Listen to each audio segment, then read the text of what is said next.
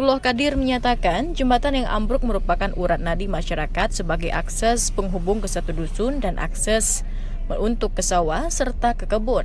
Jika tidak segera diperbaiki, aktivitas warga akan terhambat. Penyebabnya dengan adanya eceng gondok, lalu yang datangnya bertubi-tubi penuh, lalu tidak bisa menampung beban, maka di jembatan ini terjadinya ambruk. Ambruknya jembatan ini langsung ditinjau Bupati Ogan Komering Ilir Iskandar. Pemerintah Kabupaten Oki segera memperbaiki jembatan secepat mungkin agar aktivitas warga tidak terhambat dan ekonomi tetap berjalan normal. Jalan putus itu ya memang ini secara rutin ada kumpi, itu tumbuh-tumbuhan air yang tumbuh di bantaran-bantaran sungai. Itu semakin lama memang semakin ini dari hulu dan ini turun menumpuk di suatu titik yang ada suatu penangkal seperti tiang-tiang jembatan itu kan. Bupati Oki Iskandar juga memerintahkan semua pihak untuk membersihkan sungai dan melarang membuang sampah di sungai. Dari Ogan Komering Ilir, Fitriadi News melaporkan. Dan pemirsa, pasca ambruknya jembatan Desa Srigeni, Kecamatan Kota Kayu Agung, pemerintah Kabupaten Ogan Komering Ilir langsung melakukan pembersihan eceng gondok yang memenuhi sepanjang sungai. Pembersihan dilakukan untuk mempermudah proses perbaikan jembatan. Ambruknya jembatan Desa Srigeni, Kecamatan Kota Kayu Agung menjadi pembelajaran penting bagi pemerintah Kabupaten Oki agar hal serupa tidak terulang. Dengan mengarahkan seluruh organisasi perangkat desa yang ada dibantu masyarakat melakukan pembersihan Sungai Komering agar bersih dari eceng gondok yang tebal serta sampah lainnya. Berbagai sampah ini setiap tahun selalu memenuhi sungai, mulai dari Kecamatan Kota Kayu Agung hingga Kecamatan SP Padang. Pembersihan menjadi agenda rutin yang dilakukan setiap 1 kali dalam 1 minggu dengan harapan kelestarian lingkungan sungai bisa terjaga, bersih dan tidak tercemar serta indah dipandang mata. Selain itu, berbagai antisipasi agar tidak terjadi lagi insiden adanya jembatan yang kembali roboh maupun ambruk. Sungai bebas eceng gondok dan sampah menjadi prioritas utama pemerintah Kabupaten Oki. Telah menumpuk ini, karena sudah ada kejadian jembatan yang di Srigeni sudah putus satu.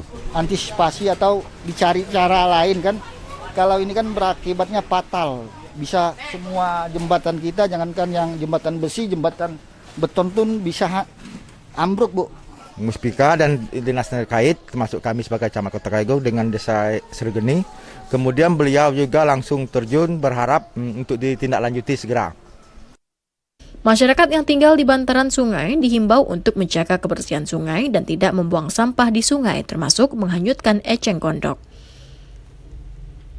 Dari Ogan Komering Ilir, Fitriadi News melaporkan. Selain itu pemirsa, ambruknya jembatan ponton yang masih dalam proses pengerjaan menghambat aktivitas warga. Sejak robohnya jembatan pada 2019 lalu, untuk beraktivitas sehari-hari warga harus mengeluarkan biaya yang besar, terutama bagi pelajar dan pedagang. Harapan warga akan memiliki jembatan baru dalam 2 bulan ke depan sepertinya belum akan terrealisasi. Pasalnya, jembatan penghubung antar 2 kecamatan, yakni Ulu Musi dan Paiker yang masih dalam proses pembangunan ambruk dihantam derasnya arus Sungai Musi. Salah satu warga Martin yang berprofesi sebagai pedagang menyatakan sejak robohnya jembatan pada 2019 atau hampir 2 tahun ini berdampak pada sulitnya warga melakukan aktivitas sehari-hari. Sementara jalan alternatif dirasakan terlalu jauh dan rusak serta tidak bisa dilalui kendaraan besar. Warga berharap pemerintah secepatnya mencarikan solusi agar pembangunan jembatan yang ambruk segera diselesaikan. Kami selaku pedagang pasma kalangan pasma kalangan sini Hulu Ilir, kami sangat membuang materi dana untuk penyeberangan. Jembatan ponton di Desa Padang Tepon, Kecamatan Ulu Musi, Kabupaten 4 Lawang ambruk pada Selasa lalu sekitar pukul 4 dini hari setelah diterjang hujan deras. Ambruknya jembatan ini mengagetkan masyarakat karena saat kejadian masyarakat sekitar mendengar suara dentuman keras. Jembatan yang harusnya ditargetkan selesai sebelum Hari Raya Idul Fitri tahun ini harus molor dan kembali diperbaiki. Pembangunan jembatan ponton sepanjang 100 meter dan lebar 200 meter ini menggunakan dana APBN sebesar 27 miliar rupiah melalui Kementerian Pekerjaan Umum dan Perumahan Rakyat Republik Indonesia. Dimulai pengerjaannya sejak 2020 lalu karena pada tahun 2019 lalu jembatan ponton ini roboh akibat diterjang banjir bandang. Dari 4 Lawang, Amri Wijaya News melaporkan. Pemirsa, puluhan warga Kecamatan Gandus Palembang melakukan aksi di depan kantor Gubernur Sumatera Selatan. Mereka mendesak pemerintah Provinsi Sumatera Selatan menyelesaikan kasus penyerobotan lahan yang diduga dilakukan mafia tanah. Aksi ini dilakukan puluhan warga Kecamatan Gandus Palembang yang digelar di depan kantor pemerintah Provinsi Sumatera Selatan. Aksi ini sebagai bentuk protes warga atas penyerobotan lahan milik mereka yang diduga dilakukan mafia tanah. Dalam aksinya ini, warga meminta pemerintah Provinsi Sumatera Selatan menyelesaikan kasus penyerobotan lahan milik mereka.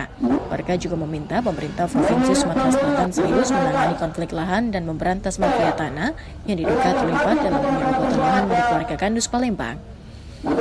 Warga menyatakan akibat konflik lahan ini mengakibatkan warga kesulitan secara ekonomi karena sebagian lahan yang menjadi konflik digunakan warga untuk mencari nafkah dengan cara berkebun karet. Kami sudah laporkan kepada pihak kepolisian, sudah banyak 14 LP. Kami hanya diterima LP, tapi mereka sekali melapor langsung ditindak. Nah, ini tidak ada keadilan sama sekali. Oleh karena itulah kami menghadap Pak Gubernur ini supaya kami tolong dibantu Pak, rakyat kecil. Asisten 3 pemerintah Provinsi Sumatera Selatan, Edward Chandra berjanji akan menyelesaikan sengketa lahan warga dengan menghadirkan pihak yang terlibat untuk mencari solusi yang terbaik. Karena kan kita panggil, kemudian kalau ada misalkan dari kawan-kawan dari kepolisian juga kita hadirkan. Kalau kita hadirkan supaya lemah kita ngomong. Ini kan prosesnya kan non litigasi. Kita di luar pengadilan, jadi kita tentu akan jingok yang mana. Cuma dengan sikap kesepakatan bapak-bapak sekalian yang dibantu oleh ECW ini betul-betul kita sepakat bahwa kalau memang benar. Warga berharap sengketa lahan ini segera teratasi agar bisa kembali mengolah lahan perkebunan karet milik mereka. Dari Palembang, Turian CI News melaporkan. Selain itu, pemirsa, Bandara Sultan Mahmud Badarudin II Palembang mulai melakukan uji coba penggunaan alat Genos C19. Tahap awal uji coba akan diberlakukan khusus petugas dan staf bandara sebelum digunakan secara umum bagi penumpang mulai 1 April 2021. Bandara Sultan Mahmud Badarudin II Palembang mulai menguji cobakan penggunaan alat Genos C19 tahap awal. Uji coba Genos diikuti petugas di bandara seperti pihak keamanan bandara, maskapai, airnav, dan petugas garis depan lainnya. Tes Genos di bandara dikelola oleh BUMN Pharmalab. Berlokasi di lantai 3 Skybridge Bandara, pengelola menyiapkan 4 unit alat tes Genos, serta 2 unit lainnya untuk cadangan. Pemakaian alat Genos C19 cukup mudah. Pengguna hanya perlu menghembuskan sampel nafas ke dalam kantung yang tersedia. Sampel napas lalu diperiksa dengan hasil yang segera diketahui dalam waktu 5 menit. Uji coba dilakukan dengan target 100 orang per hari. Menurut rencana, mulai 1 April 2021, penggunaan Genos akan resmi diperlakukan sebagai alternatif persyaratan penerbangan, di samping tes usap PCR maupun tes swab antigen. Sudah mengantisipasi lonjakan untuk penumpang nanti apabila nanti 1 April diberlakukan. Kita sudah memperhitungkan jumlah penggunaan Genos. 1 jam itu rata-rata bisa dilakukan untuk 15-20 orang. Selain Bandara SMB 2 Palembang, penggunaan Genos C19 juga akan diterapkan di Bandara Juanda Surabaya, Bandara Internasional Yogyakarta, Bandara Husein Sastra Negara Bandung, dan Bandara APT Pranoto Samarinda. Dari Palembang, Bambang Irawan, iNews melaporkan. Pemirsa, bagaimana jadinya jika budidaya kura-kura sulcata hasilkan cuan puluhan juta rupiah? Saksikan beritanya sesaat lagi.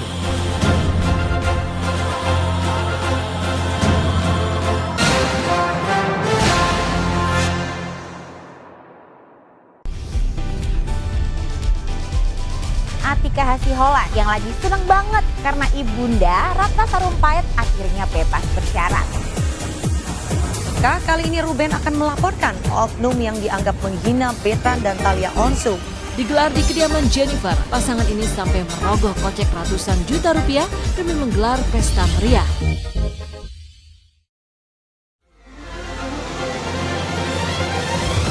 Tim gabungan kembali mengevakuasi korban kecelakaan bus Sriwijaya. Pemirsa, polisi akan mengumumkan hasil uji balistik penembakan gedung DPR. Pemirsa, razia minuman keras di Tangerang, Banten diwarnai kejar-kejaran polisi dan beberapa pemuda mabuk.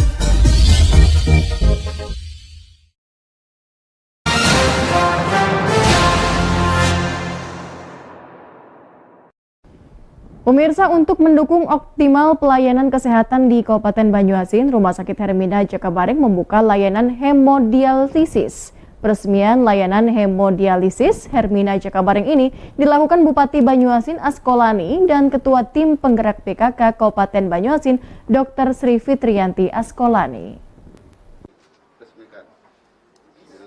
Bupati Banyuasin, Askolani, meresmikan layanan hemodialisis Rumah Sakit Hermina Jakabaring, Kecamatan Rambutan, Kabupaten Banyuasin.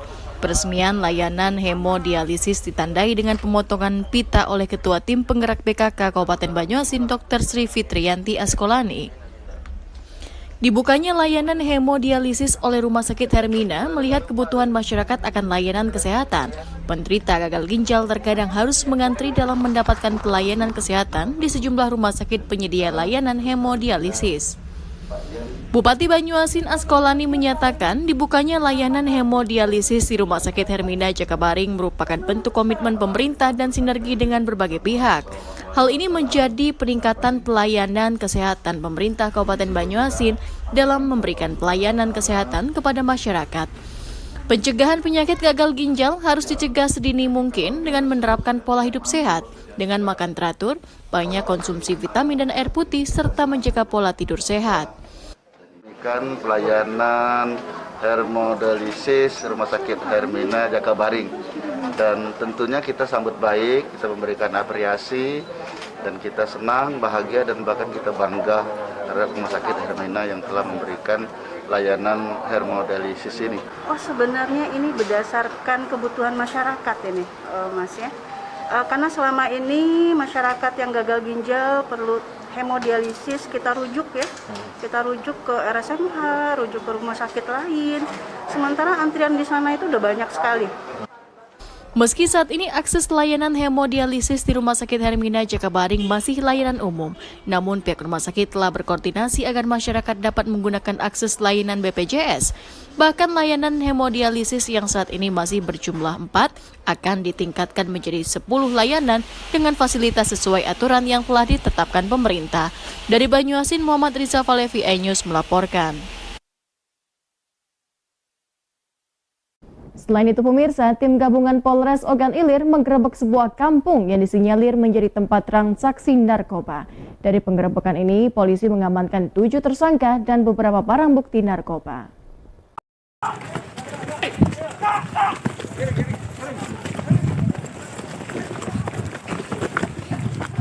Beginilah suasana penggerebekan kampung narkoba yang terletak di Desa Limbang Jaya, Kecamatan Tanjung Batu, Kabupaten Ogan Ilir. Aksi kejar-kejaran antara petugas kepolisian dan warga yang lari tunggang langgang. Salah satu yang diduga bandar narkoba berusaha kabur dan meronta ketika hendak diamankan polisi. Polisi sempat melepaskan tembakan peringatan ke udara, namun tak diindahkan oleh para pelaku yang sudah kocar-kacir berusaha kabur dari petugas. Sebanyak 6 lokasi yang digerebek petugas didapati 7 orang diduga tersangka bandar narkoba dan kaki tangannya. Warga sekitar sempat histeris dan salah seorang keluarga terduga bandar narkoba sempat menghalangi petugas saat kerabat mereka dibawa masuk mobil polisi. Penggerebekan ini berawal dari adanya informasi DPO yang sudah lama dicari. Namun setelah tim melakukan penyidikan, ternyata di kampung ini marak peredaran narkoba.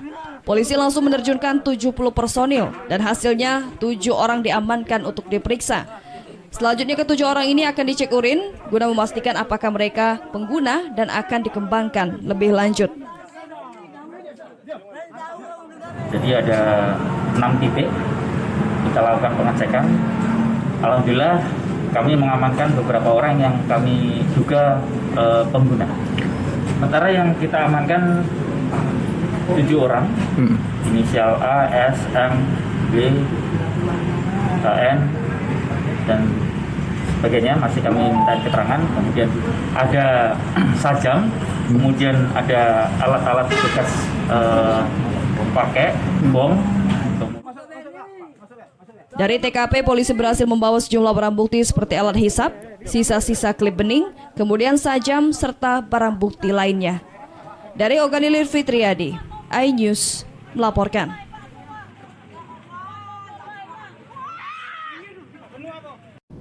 Pemirsa, terpuruk menjalani bisnis transportasi di Palembang, Andre Salim, warga Jalan R. Sukamto, Palembang, bangkit dengan mengembangkan hobinya memelihara reptil. Andre sukses membudidayakan kura-kura sulcata yang berasal dari benua Afrika. Dalam sebulan, ia mampu menjual hingga 30-an anakan kura-kura dan menghasilkan cuan puluhan juta rupiah. Masa pandemi COVID-19 membuat warga Palembang memiliki hobi baru memelihara reptil, yakni kura-kura sulcata Afrika. Siapa sangka dari hobinya seorang pecinta reptil, Andre Salim, kini berhasil membudidayakan puluhan kura-kura sulcata. Kura-kura sulcata termasuk reptil jinak yang terbiasa hidup di gurun atau lebih banyak di daratan. Meski demikian, kura-kura ini juga membutuhkan air untuk mempertahankan diri. Andre menjelaskan, ia fokus membudidayakan kura-kura pasca bisnis transportasinya lesu akibat pandemi COVID-19. Untuk merawat cukup mudah, dengan memberikan pangan sayur dan bunga sepatu sehari sekali dan menyediakan tempat pemandian.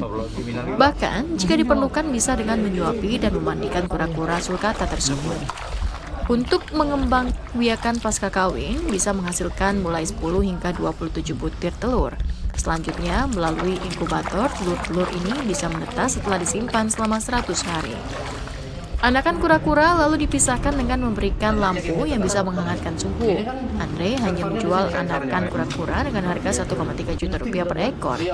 Dalam sebulan, ia mampu menjual 30 ekor anakan dan hasilnya cuan puluhan juta rupiah. Selain membudidayakan kura-kura sulcata, Andre juga mempersilahkan warga Palembang melihat langsung penangkaran sebagai sarana edukasi.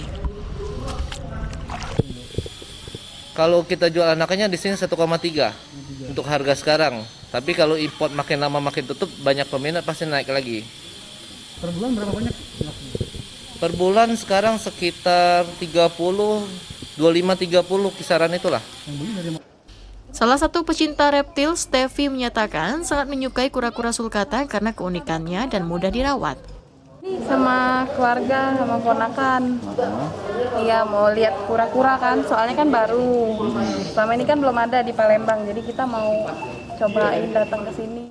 Untuk sementara, Andre baru melayani penjualan di wilayah Sumatera Selatan karena masih kesulitan dalam pengiriman serta meminimalkan resiko kerugian. Dari Palembang, Bambang Irawan, iNews melaporkan. Dan pemirsa, informasi tadi sekaligus menutup perjumpaan kita pada pagi hari ini. Saya dan genap petugas undur diri dari hadapan Anda. Terus saksikan seputar iNews Sumsel setiap Senin hingga Rabu pukul 5:30 pagi waktu Indonesia Barat. Saya Ulia Rahma, selamat beraktivitas, sampai jumpa.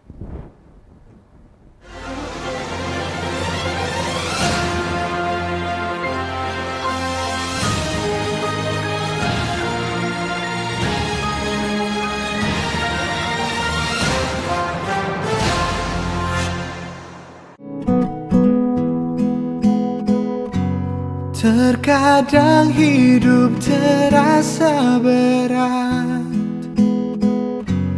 tak mengerti akan hidup ini. Namun di balik semua cobaan, Tuhan masih pedulikanmu. Kuatlah hatimu, hadapi masalah.